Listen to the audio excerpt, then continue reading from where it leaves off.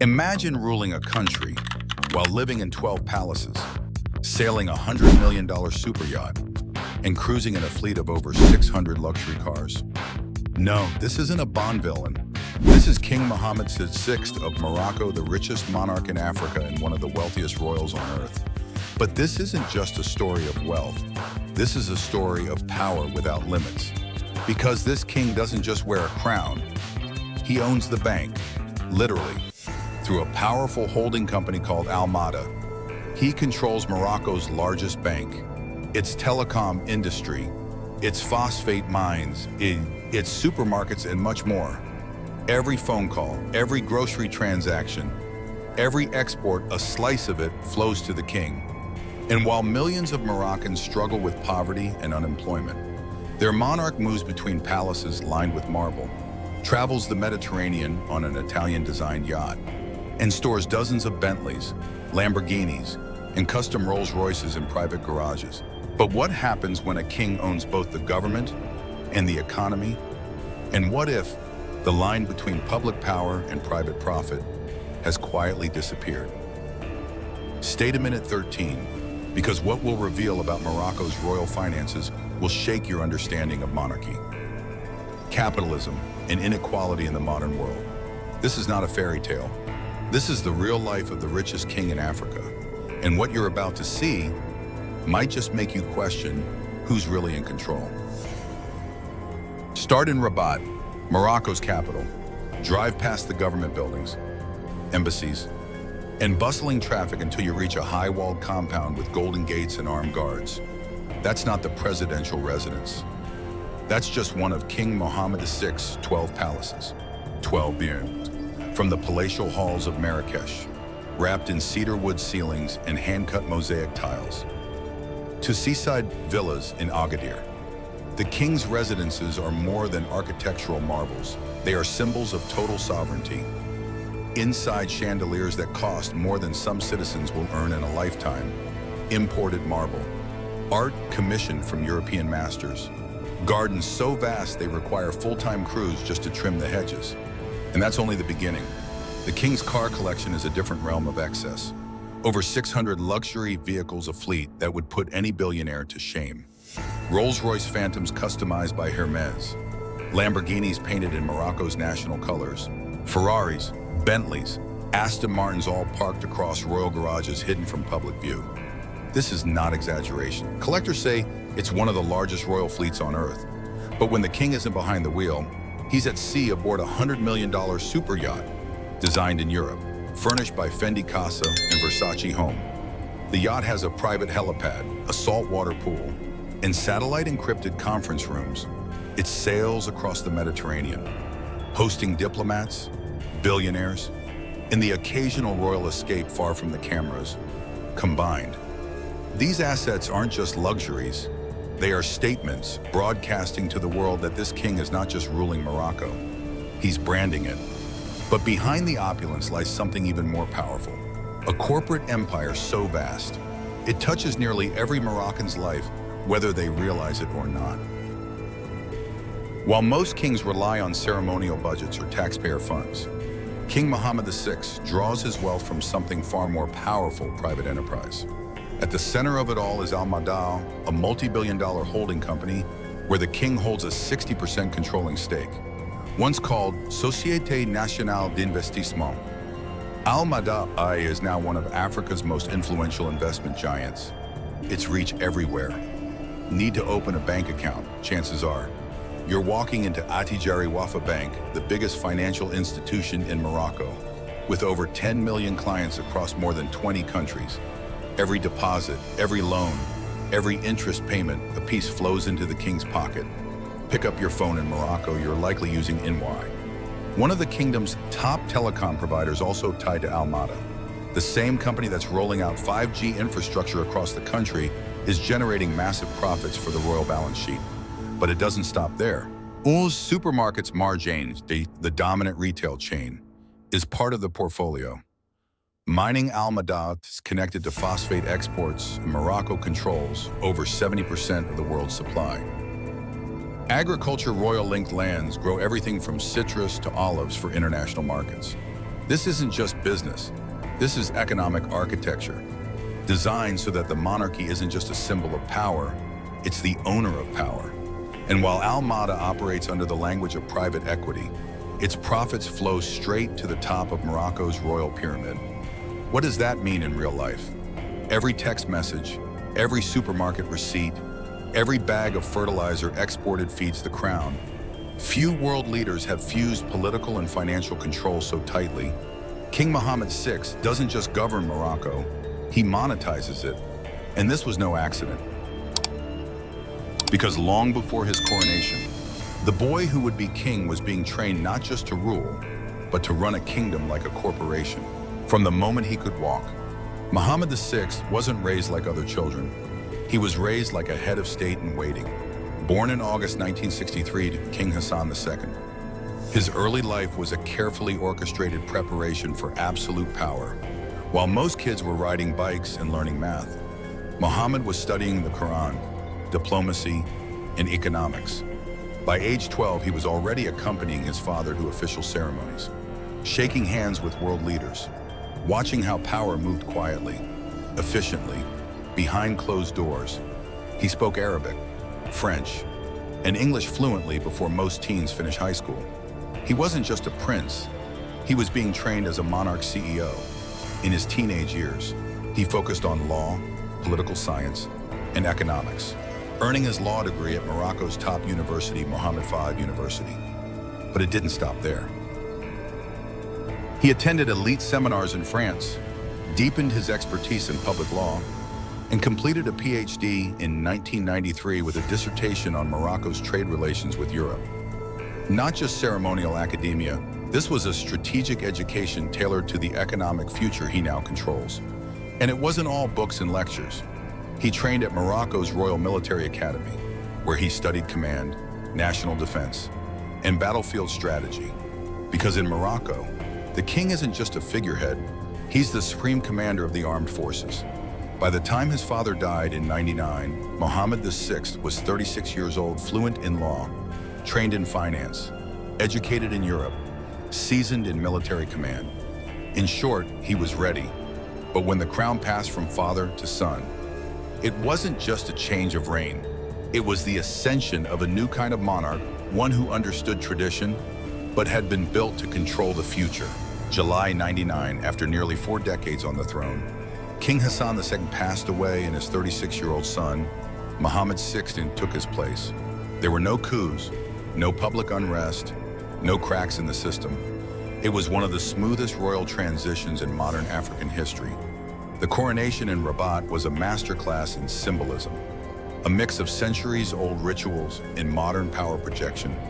Gold-embroidered robes, traditional readings from sacred texts, flanked by a Moroccan cavalry on horseback, and Mercedes-Benz limousines and polished convoys.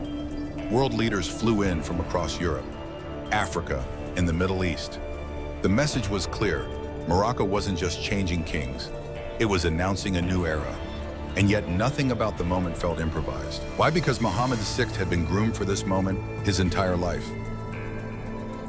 He had already represented Morocco in diplomatic visits, overseen military operations, studied global economics and international law. He wasn't stepping into a new role, he was stepping into place. Foreign media quickly zoomed in not just on the politics, but on the aesthetic of royalty. Photos of palaces lined with Italian marble, Swarovski chandeliers glistening above ceremony halls, processions captured by cameras and printed on front pages from Paris to Cairo. For ordinary Moroccans, the coronation was bittersweet, the loss of a commanding father figure, but hope for reform under a younger, Western-educated monarch. The imagery was powerful, a modern leader cloaked in ancient symbols, one foot in tradition, the other in globalization. But what the world didn't yet realize was that this new king would go beyond governing. He would blend monarchy and business in ways no African ruler had done before. When Mohammed VI became king, the world expected reform. Here was a Western-educated monarch, fluent in global economics, ascending the throne of a conservative Muslim kingdom. Change seemed inevitable, and to his credit, change did happen. In 2004, the king overhauled Morocco's Moudawana, the family code. It was a bold move. Raised the legal marriage age for girls from 15 to 18. Gave women stronger rights in divorce and custody. Tightened restrictions on polygamy, requiring judicial approval for a deeply traditional society. These were seismic shifts. Women's rights activists praised the reforms. Conservatives pushed back, but the king stood firm. Then came 2011, the Arab Spring. Across North Africa, regimes fell, protests surged, power shifted. In Morocco, the streets filled with voices demanding less royal control, more democracy. The king's response, not military crackdown, not exile, he offered a new constitution. One that gave parliament and the prime minister more domestic authority, preserved royal control over religion, foreign affairs, and the military, was passed via a national referendum with overwhelming approval to the outside world. It looked like modern monarchy in action. To critics, it looked more like strategic adaptation, because while the optics of democracy expanded, the king's economic empire through Mada remained untouched. So did the royal budget, the palaces, and the control over key national sectors. And herein lies the duality of Mohammed VI's reign. On one hand, he brought social reforms, opened public discourse, empowered women. On the other, he retained the levers of wealth, power, and national narrative alone. A reformer in the streets, a gatekeeper in the boardrooms. And the deeper you go into Morocco's economy, the more you realize that true power never left the throne. For all the reforms and modern branding, King Mohammed VI has never escaped one lingering question: how much wealth is too much for a monarch? In 2016, the Panama Papers leak exploded across the globe.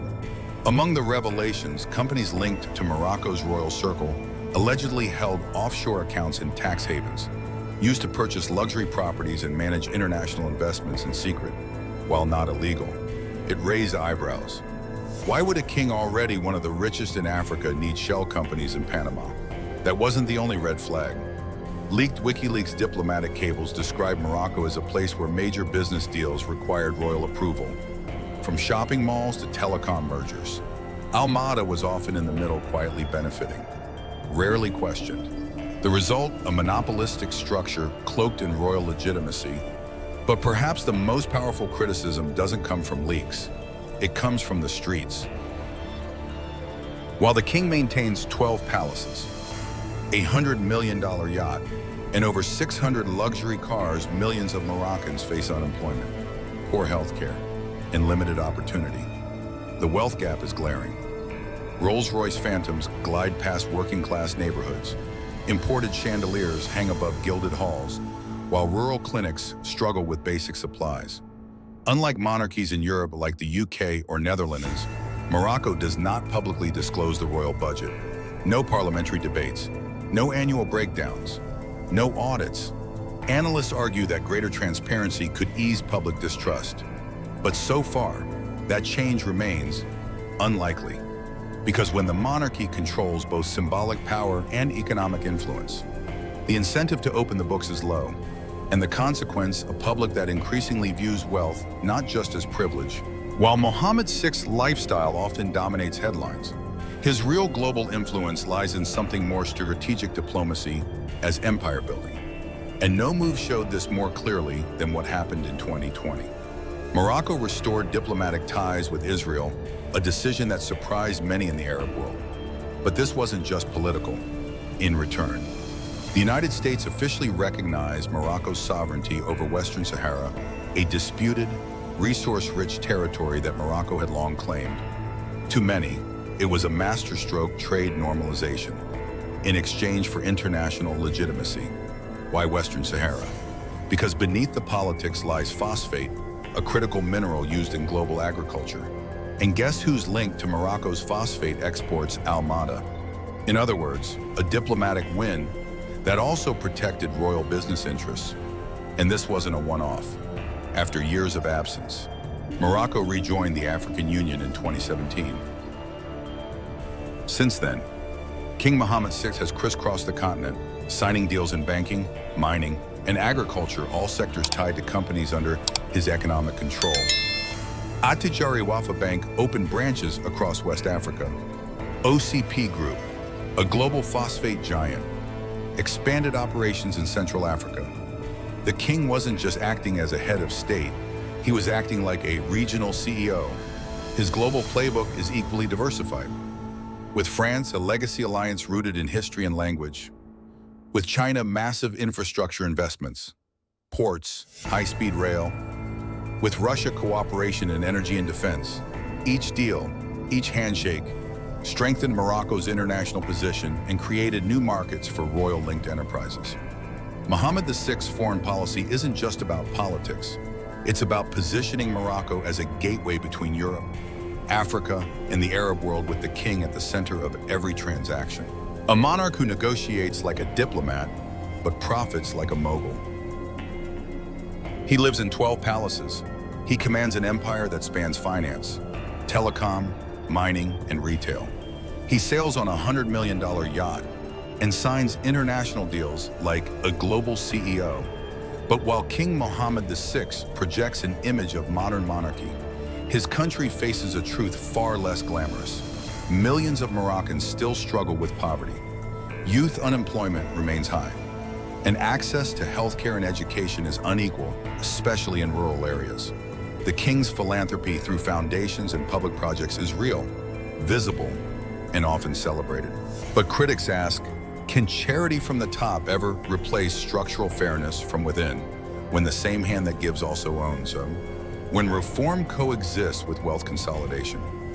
What kind of system are we really looking at? Is this the story of a monarch adapting to the modern world, or one quietly shaping it to serve his own legacy? And most importantly, can a king be both a symbol of unity and the ultimate shareholder? What do you think? Is King Mohammed VI a visionary leader modernizing Morocco? Or is he building a gilded fortress behind the veil of tradition? Comment royal empire if you believe his rule is unmatched, or drop time for change if you think the crown needs a new kind of accountability. And if you thought this was extraordinary, wait until you see the American billionaire whose power even Trump couldn't touch.